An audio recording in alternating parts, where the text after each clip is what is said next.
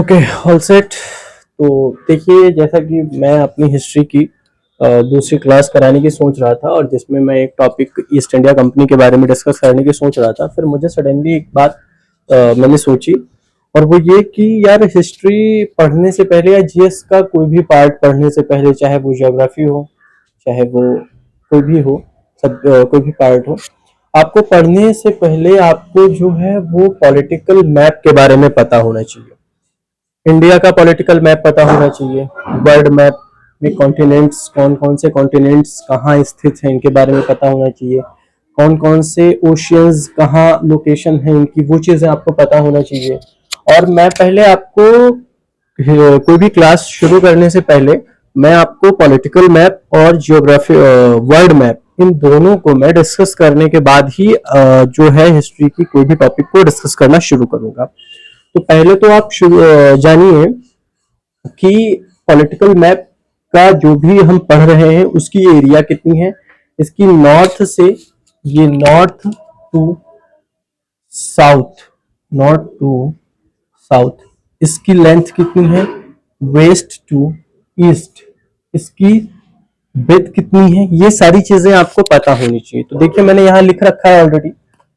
ये जो इसकी एरिया है वो 3287263 स्क्वायर किलोमीटर है, ठीक है। और फिर उसके बाद में जो आपका ईस्ट टू वेस्ट इसका विड्थ है वो है, वेस्ट टू ईस्ट इसका विड्थ जो है वो है 2933 किलोमीटर्स। और जो नॉर्थ टू साउथ इसकी लॉन्ग है, इसकी लेंथ है वो है 3214 किलोमीटर। इतनी चीजें आपको पता होनी चाहिए। भारत से होकर के कर्क रेखा गुजरती है, ये चीजें आपको पता होनी चाहिए। कर्क रेखा के मध्य में गुजरने के लिए जो जिन पे जो जो राज्य आते हैं, जिन राज्यों से होकर कर्क रेखा गुजरती है, उनके नाम कुछ इस प्रकार हैं। मिजोरम, त्रिपुरा, पश्चिम बंगाल। मित्र पर गमछा झार, इनका एक ट्रिक है।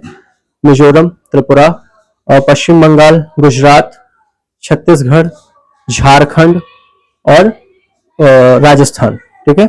इस तरीके से अब यहाँ पर हम जब शुरू करने जा रहे हैं, जम्मू कश्मीर ऊपर सबसे पहले, यहाँ पर जम्मू कश्मीर, फिर लद्दाख, फिर पंजाब, फिर हिमाचल प्रदेश। अच्छा, मैं साथ ही साथ आपको इनका कैपिटल भी बताते चलूं, तो शायद हो सकता है आपको दोबारा कैपिटल के लिए मुझे रिवाइज ना करना पड़े या फिर मुझे बताना ना पड़े। एक बार मैं फिर बता दूंगा। जम्मू कश्मीर की राजधानी है श्रीनगर, लद्दाख की राजधानी लेह, पंजाब की राजधानी चंडीगढ़, हिमाचल प्रदेश की राजधानी शिमला, उत्तराखंड की राजधानी देहरादून, हरियाणा की राजधानी चंडीगढ़, पंजाब और हरियाणा की राजधानी चंडीगढ़ ही होती है, और चंडीगढ़ यूनियन टेरिटरी भी है एक, ठीक है।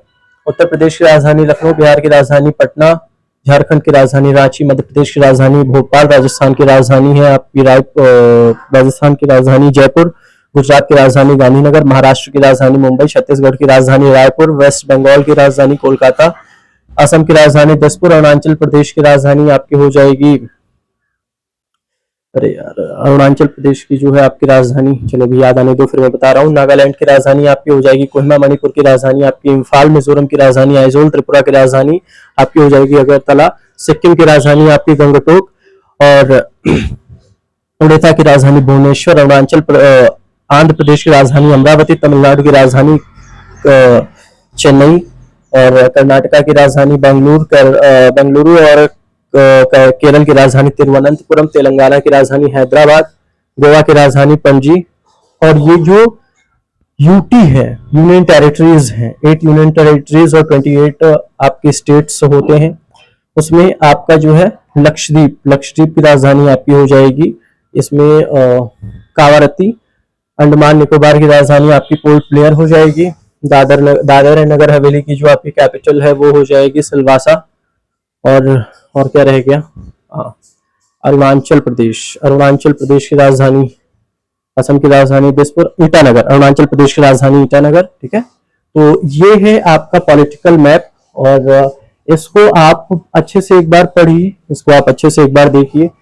ये क्लासेस बहुत बड़े लेवल के बच्चों के लिए नहीं है, जैसा कि अभी आप लोग इस पे कमेंट करना शुरू कर दें कि सर ये क्या पढ़ा रहे हैं, ये तो हम लोग पढ़ ही चुके हैं, ये सारी चीजें जानते हैं। जो एडवांस लेवल की प्रिपरेशन कर रहे हैं भाई, उनके लिए नहीं है, क्योंकि अभी मेरे पास बहुत अच्छी टेक्नोलॉजीज नहीं है। मैं कोशिश कर रहा हूँ, I am trying to give my best. तो प्लीज आप जो छोटे लेवल पे तैयारी कर रहे हैं, जो बच्चे अभी पढ़ रहे हैं, जिनको पॉलिटिकल मैप का आइडिया भी नहीं है, ये उनके लिए है। और जैसा कि मैंने आपसे बताया था कि अभी मैंने पॉलिटिकल मैप इंडिया का डिस्कस किया है, मैं आपको वर्ल्ड मैप भी डिस्कस करूंगा। उसके बाद में मैं हिस्ट्री का अपना जो भी है कोई भी अगला टॉपिक आपको डिस्कस करके उसको पढ़ाना शुरू करूंगा।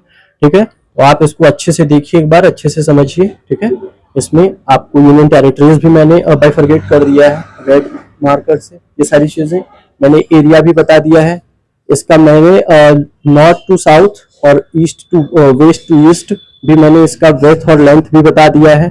टॉपिक ऑफ कैंसर से होने वाले 8 राज्य हैं, उनका नाम भी मैंने आपको बता दिया है। ठीक है, ये सारी चीजें मैंने आपको ऑलरेडी बता दी हैं। अब ये जो भारत हमारा किस कॉन्टिनेंट में आता है, एशिया कॉन्टिनेंट में 7 कॉन्टिनेंट्स होते हैं, उसमें से एशिया कॉन्टिनेंट में हमारा इंडिया आता है। इंडिया की लोकेशन जो फाइंड आउट होती है वो किस कॉन्टिनेंट में होती है, एशिया कॉन्टिनेंट में। तो इन चीजों के बारे में भी आपको जानना है। और फिर उसके बाद में अब जो है मैं अगला जो टॉपिक बताऊंगा आपको वो बताऊंगा वर्ल्ड मैप का। अगला जो टॉपिक पढ़ाऊंगा वो मैं पढ़ाऊंगा आपको वर्ल्ड मैप।